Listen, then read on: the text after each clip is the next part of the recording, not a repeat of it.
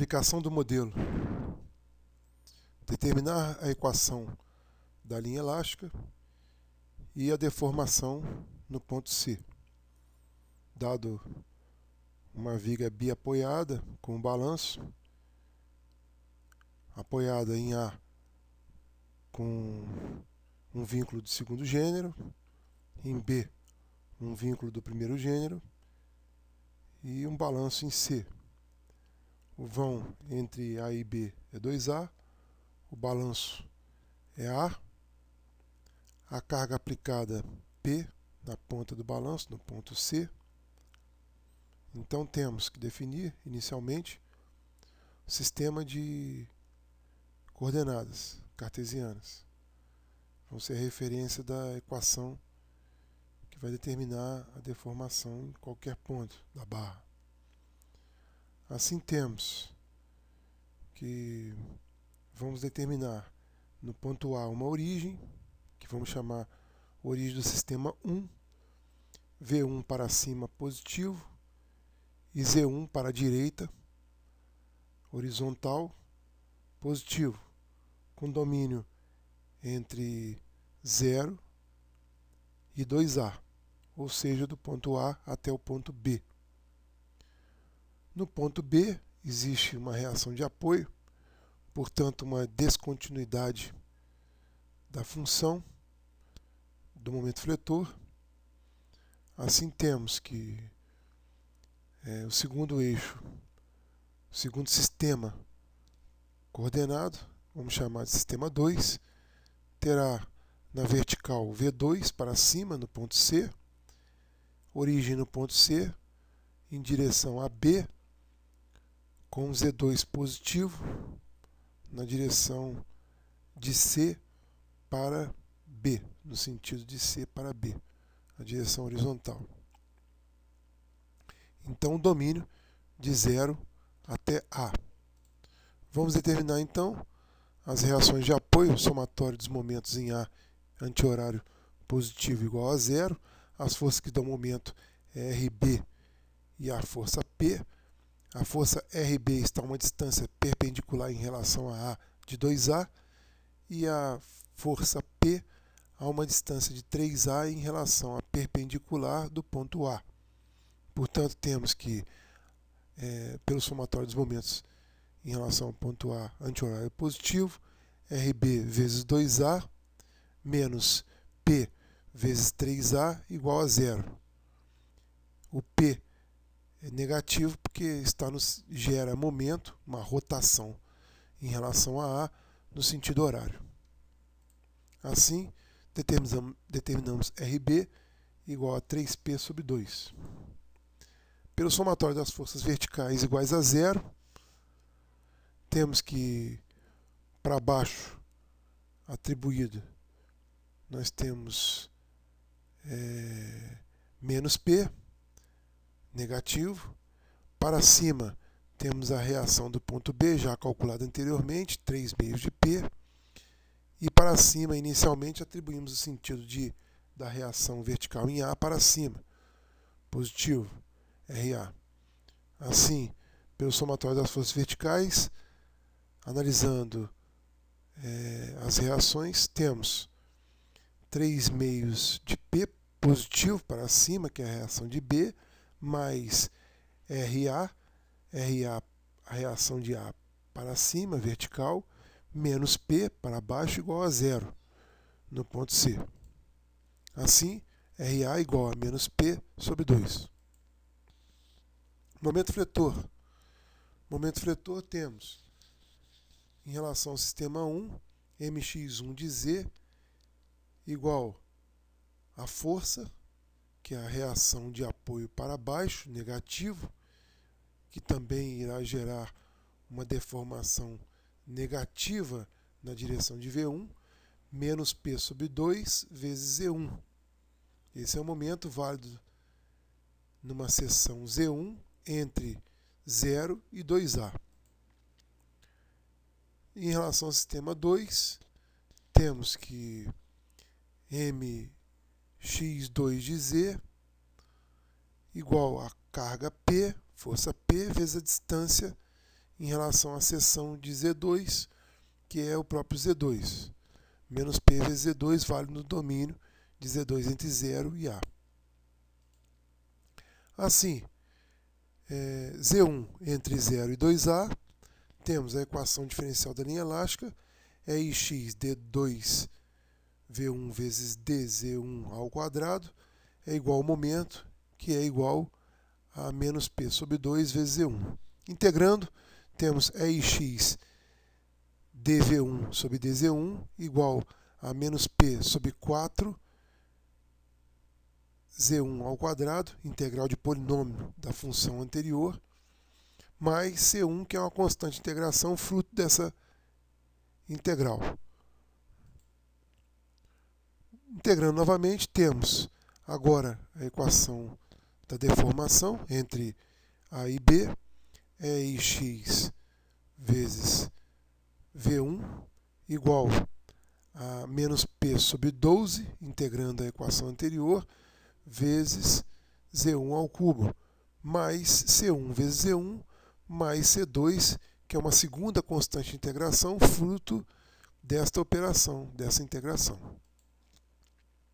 Entre o domínio de Z2, de 0 a A, agora no sistema 2, temos ix d2v2 sobre dz2 igual a menos P vezes Z2, que é o momento fletor. Integrando, temos ix dv2 sobre dz2 igual a menos P vezes z2 ao quadrado sobre 2, mais C3, que é uma terceira constante de integração, fruto desta operação, dessa integração. Integrando novamente, temos agora a equação da deformação, válida de C até B entre 0 e A, nos domínios, é ix vezes V2 igual a menos P vezes Z2 ao cubo sobre 6, mais C3 vezes Z2, mais C4. Esse C4 é uma quarta constante de integração, fruto dessa operação de integrar. Condições de contorno. Bom, no apoio, nós temos, quando Z1 for igual a 0, temos um apoio de segundo gênero, portanto a deformação será igual a 0. A deformação transversal é igual a 0.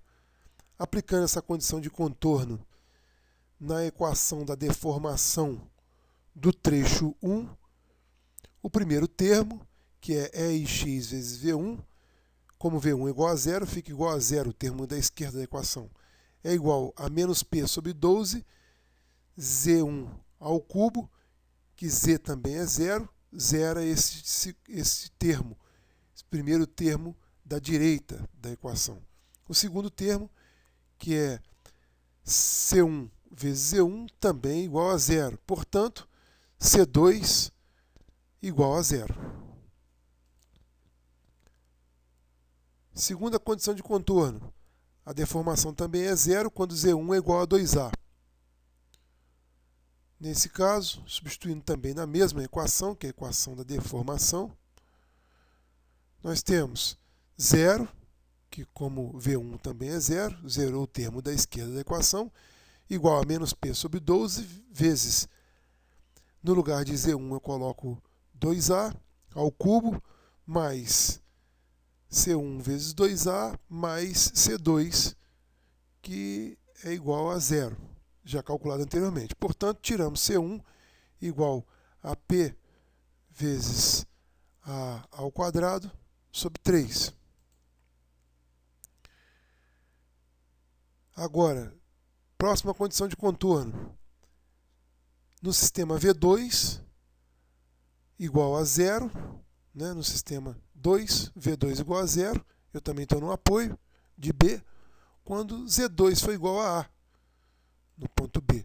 Substituindo na equação de V2, temos que, no lugar de V2 igual a 0, o termo da esquerda fica igual a 0, é igual a menos P sobre 6, vezes, no lugar de Z2 ao cubo, eu coloco simplesmente A ao cubo, mais C3 vezes A, no lugar de Z2 eu coloco A, mais C4, que é a quarta constante.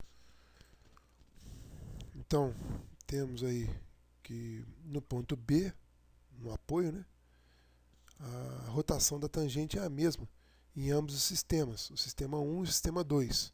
Apenas como Z1 cresce para a direita e Z2 cresce para a esquerda, o valor, o sinal da derivada é diferente. É o mesmo em valor absoluto, mas um tem sinal oposto, uma derivada tem sinal oposto da outra. Então temos que dv1 de dz1 no ponto 2a é igual a menos dv2 sobre dz2 em A, no ponto A em relação ao segundo sistema de coordenadas. Substituindo nas equações, nós temos menos P sobre 4, 2A elevado ao quadrado, mais C1, que é a primeira constante de integração, é igual a menos, entre parênteses, menos P sobre 2 vezes A elevado ao quadrado, mais C3, que é a terceira constante de integração. Assim, substituindo os valores, nós temos aí menos P vezes A ao quadrado, mais P vezes A ao quadrado sobre 3, é igual a mais P vezes A ao quadrado sobre 2, que é menos C3, assim substituímos os valores.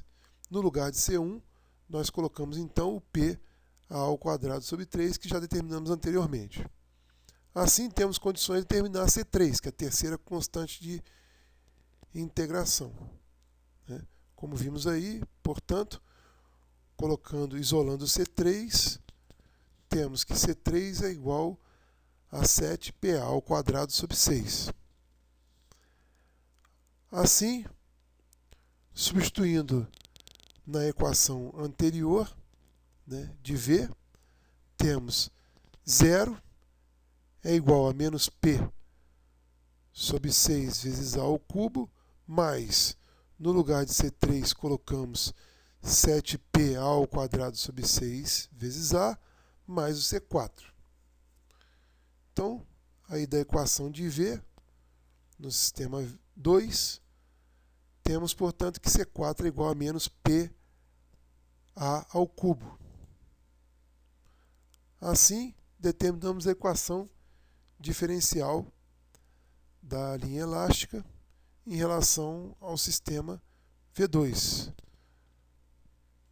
substituindo as constantes. Para determinar o valor da deformação máxima, ela acontece quando Z2 é igual a zero, ou seja, eu estou no ponto C, no sistema 2. Então, V2 no ponto C será igual a menos P vezes A ao cubo sobre E e X.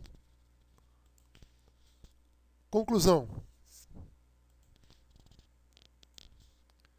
A deformação calculada é 3 vezes maior que a obtida na viga cantilever, que é a aplicação anterior. Isto porque a deformação depende da rigidez oferecida pela continuidade da barra, que se dá no trecho entre A e B, cujo vão é 2A. Atenção! Considerar a ligação engastada e desprezar essa rigidez devido à continuidade da barra, aproximando a solução para um balanço simplesmente engastado, com uma carga concentrada na ponta, constitui um erro grosseiro. Então, neste caso específico, nós não podemos adotar este modelo anterior. Temos que considerar corretamente o modelo para calcular aí a deformação no ponto C.